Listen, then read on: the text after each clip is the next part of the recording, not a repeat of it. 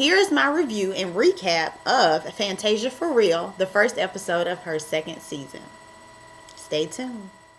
Okay, so let's just say that I've got my notes.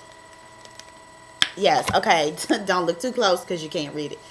But let's just say that the first episode was not all that I was hoping it would be, but it wasn't as bad as it could have been. You know what I'm saying? I guess I was looking for a little more, how do they say it in French? Tea. Yes, I was looking for a little bit more tea, but I guess you have to continue to watch it as the season unfolds. Okay, so there wasn't a whole lot of tea slinging this episode, but I'm going to do this review in the way that it kind of happened, the way the episode kind of flowed. So first, it comes on and it talks about what happened last season, whatever. Okay, and then we get into how everybody has got their own house, and everybody is juking in front of their own place, which is, great, especially for Fantasia and Zion. And Fantasia talks about how it's just her and Zion in the house and how she's decided to remodel the house and blip, blip, blip, blip, blip. Okay. Then you go into the last album. She starts discussing, as she's on the photo shoot for the new album, she starts discussing how the last album didn't sell that well. Her manager, Brian, starts talking about how, the last album was a little too urban. The last album was all right. This is sidebar. Last album was all right. It wasn't the best, but it was nice. Now, I do enjoy the new album, but we'll talk about that in another time. Anyway, so they talked about that and did the photo shoot. She looked fabulous in the new photo shoot for the new album. Love the pictures, love the colors, love everything. Everything about it I just love. So, okay, her and Brian are sitting down and they're having a conversation about how she's never done a show abroad. Like, I cannot believe Fantasia, being from American Idol success, has never had an international show. Wow, what a shock. It was a shock to me because I would have thought that she would have been all over there singing on top of the Queen's table or something. You know how Fanny does, okay, with no shoes. Okay, so clearly she's never been abroad. So this first show is her first international show. Is supposed to be in London. Then he comes back and he tells her that the promoter is having a hard time selling tickets and all he sold is 300 tickets and he wanted to cancel the show. Well, that's pretty much all you hear about in the middle of the episode. So bam, it kind of like stops right there. She was already scared about going to England. So, by all her nerves already being like shot, okay, she was already feeling some kind of way about it. And then when she got the news about the poor ticket sales and wanting to cancel the show, she was like all for it. She was all for it. But Brian, her manager, told her to press forward with it, and so she did. Then you have Aunt Bunny. Aunt Bunny shows up, and if you've watched last season, the loud, outspoken, semi-brash Aunt Bunny. So Aunt Bunny shows up. She talks about how she wanted to ask Fantasia about some things, and they had a little heated discussion, a little heated fellowship, if you will, about the tabloids about Fantasia and Brian Cook, right? So instead of Aunt Bunny jumping into the tea, honey, she wants to take the calm and slow approach. She wants to do the little sandwich approach or whatever, okay? So she just goes to pole dancing class with Fantasia. Yes, girl. Bunny tried to get down, okay, and she couldn't get up. Okay, but that's neither here nor there. Fantasia got all on the pole, boo, and she acted like, her name is Sparkle on the weekends, honey. Yes, like she be down at, what's one of them clubs in Atlanta? Some of y'all know what I'm talking about. I can't think of it right now, but you know what I'm talking about. So anyway, honey, they got on the pole talking about working your abs, your hips, and this and this. And baby, they was dropping it like it was hot. Side note, the teacher was not. Okay, we won't talk about that. So then, honey, Aunt Bunny gets into the Brian Cook situation, honey, and she just kind of puts it out there. You know what I'm saying? She just kind of puts it out there, and Fantasia's like, well, I don't want to talk about that. You know what I'm saying? I don't want to talk about that. Okay, fine. This is where the tea happens, girl. This is what you wanted the whole episode, even though you was watching the pole dancing and you couldn't believe that you got a peek at Aunt Bunny's junk. But girl, let me tell you, girl, what the tea, girl. Fantasia, Aunt Bunny, and Fanny's mama, girl, they all done got together, girl. Bunny and mama done came up, they done kind of jumped on Fanny. They kind of jumped on her about the Brian Cook situation. They were like, look, we're hearing some things in the media. We're not quite sure what to believe. Do we believe? Do we not believe? What is going on, Fantasia? Fantasia gets worked up. She's like, I met this man at the store, and he separated. We dated for a little while. No, she didn't say they dated. She said I met him at the store. He separated.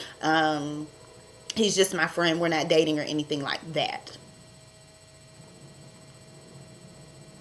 Side eye for Fantasia. Yes, honey. Side eye for you, boo. Okay, so Bunny and Mama is like trying to get to the root, and Bunny was like, "Look, I don't care what's going on. Okay, there are certain lines that you just do not cross. Okay, honey, and this here friend is one of them. Okay, so whatever's going on, if you are with a married man, we don't condone it. Boom. Okay, Bunny put it out there, and she served it up like, do you want Grey Poupon with your horse the day off? Okay, it's a confrontation. So after they confronted her about it, Fantasia said that he was just a friend, blah, blah, blah, blah, blah. She's like, I don't want to talk about this no more. And she just goes in the house, and then she starts crying, girl. Then they go into this whole thing about her past relationships and about how the relationships just didn't work out, and she done did this and she done did that, blah, blah, blah, blah, blah, blah. Okay, we understand. All right, we have all had bad relationships. You know what I'm saying? But one day, Fantasia, you will find that perfect man. I just hate to break it to you. Brian Cook ain't it, boo. And let me tell you something else, Fantasia. Side note, y'all. Y'all don't even have to listen to me because this one here is for Fantasia. Boo, if he did it to you, if he did it to Paula, boo, he gonna do it to you too. Don't, it may come as a shock or a surprise, but if you stay with him, he's gonna show you who he is, which he has already done, but that's neither here nor there. But that's up to you to make that grown-up decision. By her crying, to me, she looked awful guilty. Awful guilty. Okay, so then Bunny goes and bothers Tina, honey. She goes to Tina's door like, it's your worst nightmare. Which it probably is because Bunny got all in Teeny's tail last season. So he takes her on a tour of the house, with the blah, blah, blah. And she talks to him about not having no job. And he goes into something else. And Teeny is full of antics. So it was clearly full of antics because Teeny is an antic, okay? No tea, no shade. But he is an eruption of antics. Okay, I thought I was bad, but he is like putting it on for the kids. Do you understand what I'm saying? After Bunny visits Teeny, then they go on into the London performance. So Fantasia does leave, and she does end up going over to London. She says she hadn't eaten, she didn't sleep, she just couldn't get it together. She couldn't get herself together. So they're showing her prepping for the show, them doing the behind the scenes prayer, the crew or whatever, and bam, she walks on the stage. And the lights go up, and the entire place is full. It looks like it's full to capacity, but who am I? I don't know, girl. I don't know. But I was glad to see that the people overseas wanted to see Fantasia. I love Fantasia. I do. I'm not like crazy, like retarded, like Stan or whatever. But I just love the emotion she puts into her songs and her music. I just love Fantasia. Now, I don't agree with the whole Brian Cook situation because...